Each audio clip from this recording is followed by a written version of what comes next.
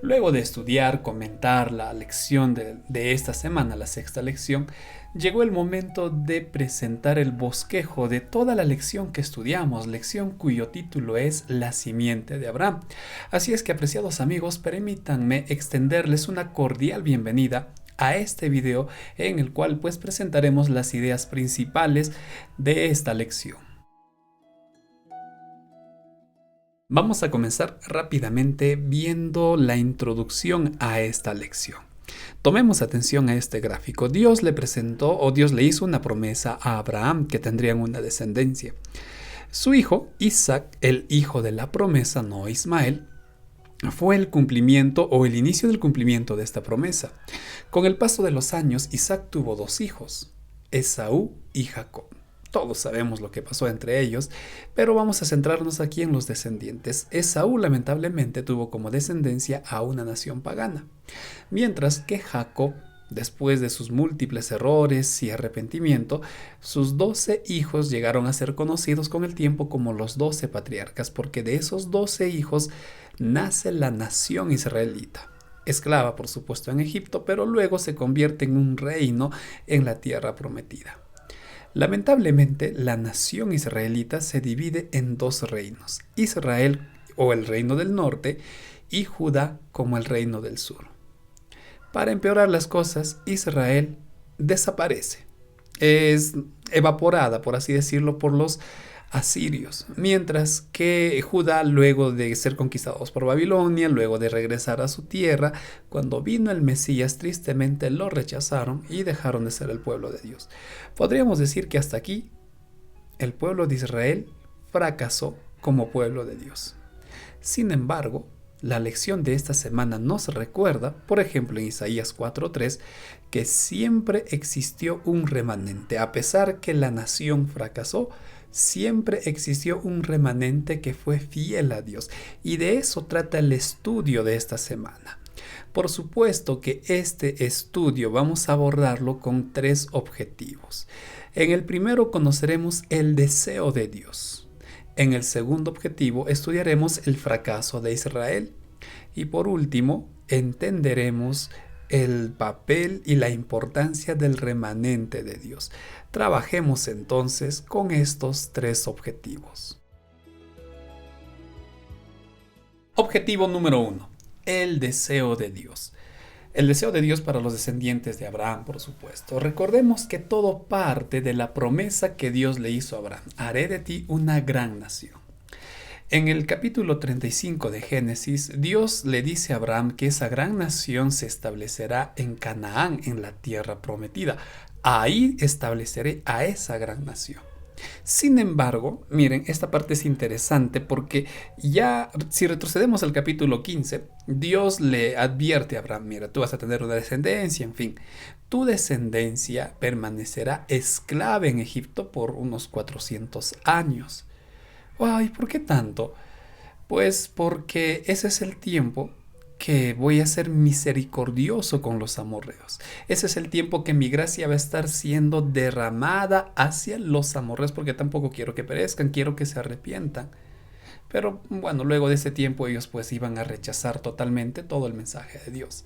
Entonces, esa es la razón por la cual los hebreos, los hijos de Israel, permanecieron 400 años en Egipto, mientras Dios era misericordioso.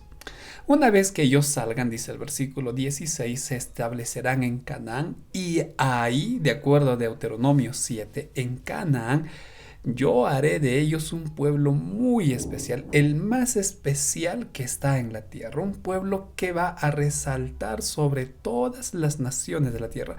No existirá otro igual, no habrá nación que sea semejante a tu descendiente, Abraham. Este fue el deseo de Dios para el pueblo que iba a descender de Abraham. Ahora, esto obviamente estaba condicionado a lo siguiente. Veamos este cuadro.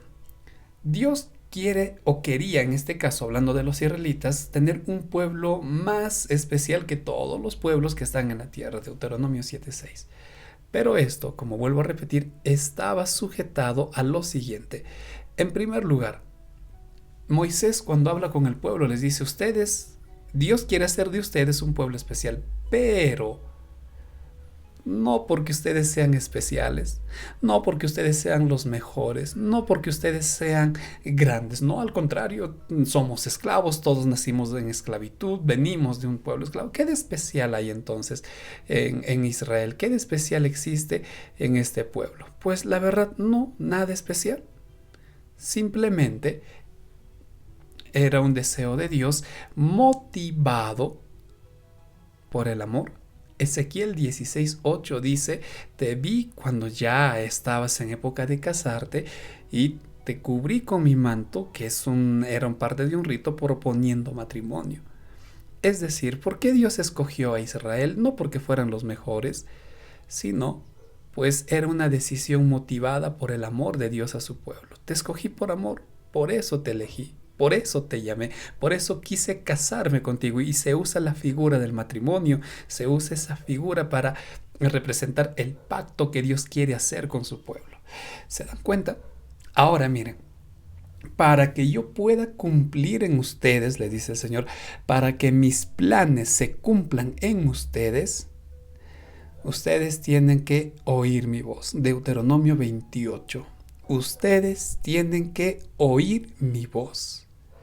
Y si oyen mi voz, tienen que confiar en mí y obedecer.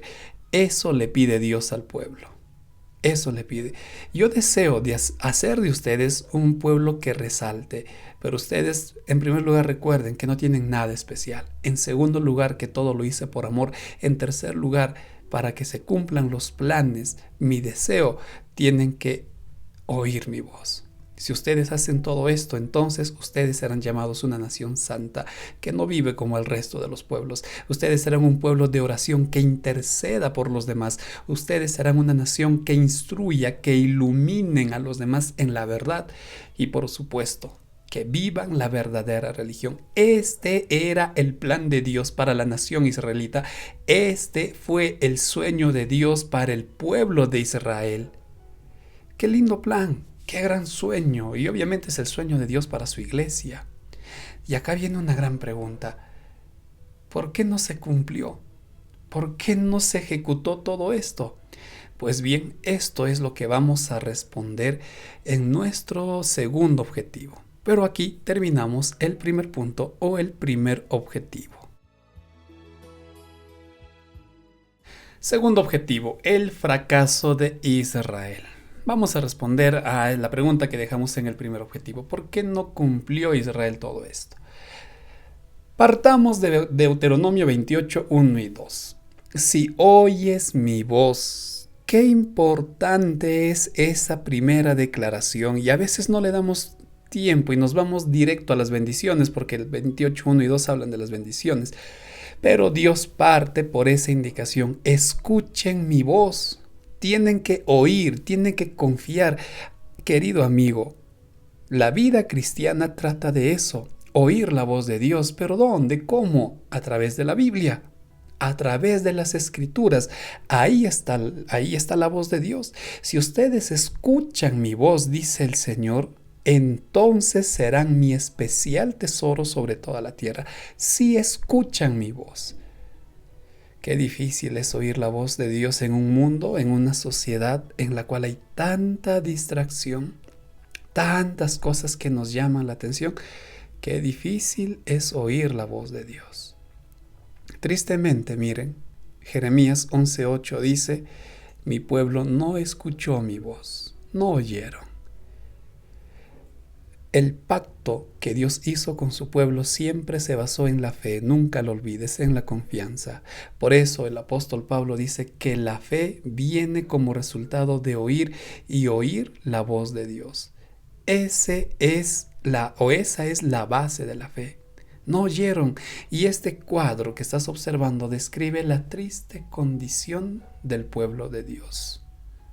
Idolatría, paganismo, corrupción, injusticias, indiferencia, un sinfín de males. Qué triste. ¿Y por qué el pueblo cayó tan bajo? ¿Por qué el pueblo pecó de una forma tan grave? Porque siguieron lo mismo que leemos en Génesis 6:5. No fueron tras la voz de Dios, fueron tras su propia voz. Apreciado amigo, qué terrible es confiar en tu propio juicio. Qué terrible es creer que mi mente, mi cabeza tiene la razón. Estos días leí a alguien decía ahí a todo a voz en cuello, nadie tiene la verdad. Humanamente, por supuesto, pero la Biblia es la palabra de Dios, la Biblia es la verdad. Porque el pueblo de Israel cayó, porque no escucharon la voz de Dios, prefirieron oír sus propias voces, prefirieron oír mensajes de hombres. La lección decía algo muy bonito. Israel fracasó no porque habían cometido idolatría, sino porque su relación con Dios estaba rota. ¿Y por qué? Porque no hacían su culto, porque no leían la Biblia, porque no buscaban la voz de Dios. ¿Cuáles fueron los resultados? Lo que ya había advertido Dios en Deuteronomio 28:15 y en Levítico 26:27 al 33. Desolación, destrucción, tierra destruida. La tierra quedaría ya no para ellos, sino pues para otros. Primero fueron los asirios quienes conquistaron y destruyeron a Samaria, el reino del norte, Israel, y prácticamente lo disolvieron. Luego Babilonia llegó y destruyó Jerusalén, destruyó el templo. Fracasó Israel, no Dios. El fracaso fue para Israel. Querido amigo, aquí hay muchas lecciones que tú puedes sacar.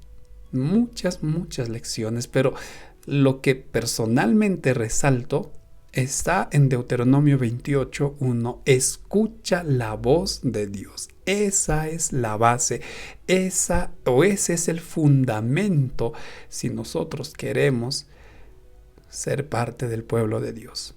Vamos a ver ahora el tercer y último objetivo. El remanente de Dios. Tercer objetivo. Miren, fracasó Israel, eso es cierto. Aparentemente no hay pueblo de Dios, pero no es así. Recuerda algo, a Dios el pecado jamás le sorprende. Nuestros errores jamás cogen a Dios desprevenido. Isaías 4:3, por ejemplo, ya prometía la presencia de un remanente. Habrá un remanente de Sión, los que hayan quedado. Y ya dijimos en los comentarios diarios que esa expresión quedar está muy relacionado a remanente.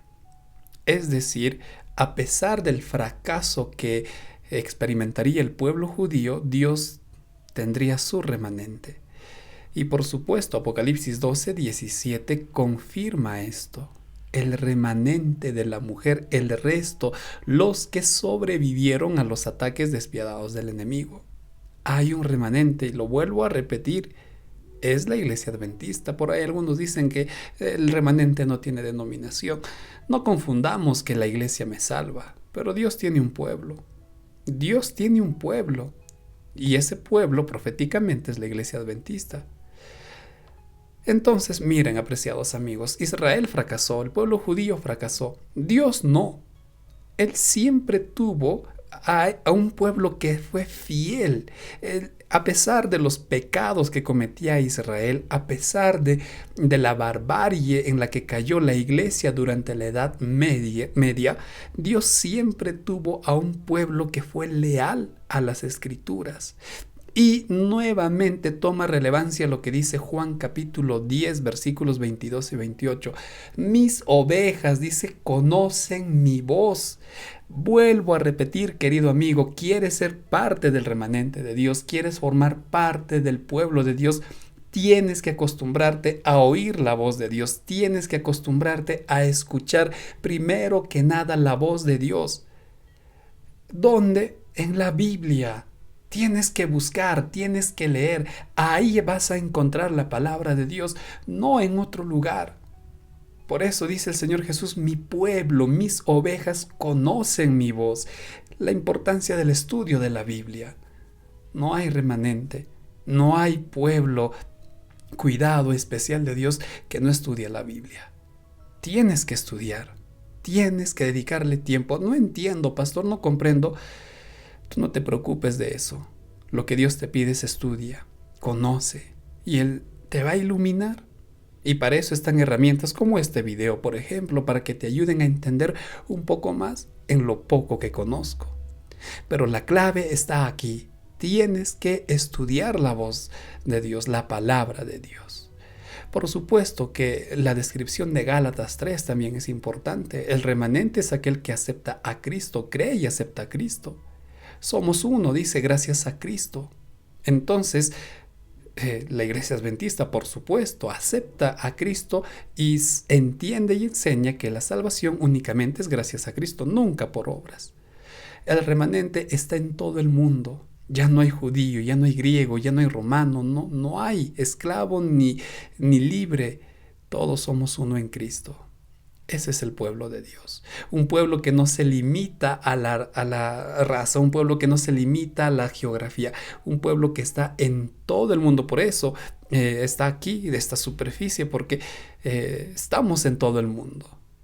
Y esa promesa hace que todos seamos del linaje de Abraham, mas vosotros sois linaje escogido, dice el apóstol Pedro. Somos real sacerdocio descendiente espiritual de Abraham. Él fue justificado por fe y por supuesto que nosotros como remanente también somos justificados por fe. Ahora todo esto no para jactarnos, no para orgullo del hombre, al contrario, todo esto para que seamos testimonio, así como tuvo que ser Israel, igual nosotros. Zacarías 14 dice, para que a través de nuestra luz, las personas que no conocen a Dios ahora vengan y lo adoren. Esa es la misión del remanente en esta tierra.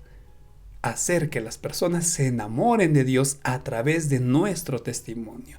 Querido amigo, si tú haces todo esto, eres el remanente de Dios. Y si algo por ahí no estás en la totalidad, pues tranquilo, que Dios te está llamando para que tú formes parte de ese remanente.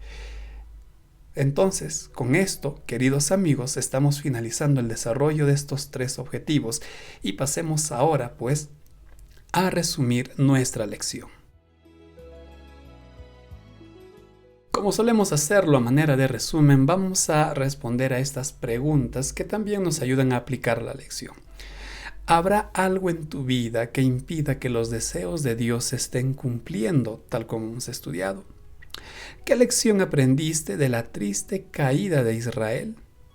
¿Hasta qué punto, dice la pregunta 3, estás involucrado con el remanente de Dios? Y por último, te animo a que tomes esta decisión. Pidamos a nuestros familiares, amigos y conocidos que nos hagan llegar sus pedidos de oración. Con nuestro grupo, programemos un momento de oración para interceder por nuestros amigos y preparémonos para ver grandes milagros. Por supuesto, apreciado hermano, te animo a que estudies y sigas estudiando la siguiente lección que titula El pacto en el Sinaí. De esta manera estamos finalizando este nuevo bosquejo. Muchas gracias por ver este video. Por mi parte me despido deseándote muchas bendiciones.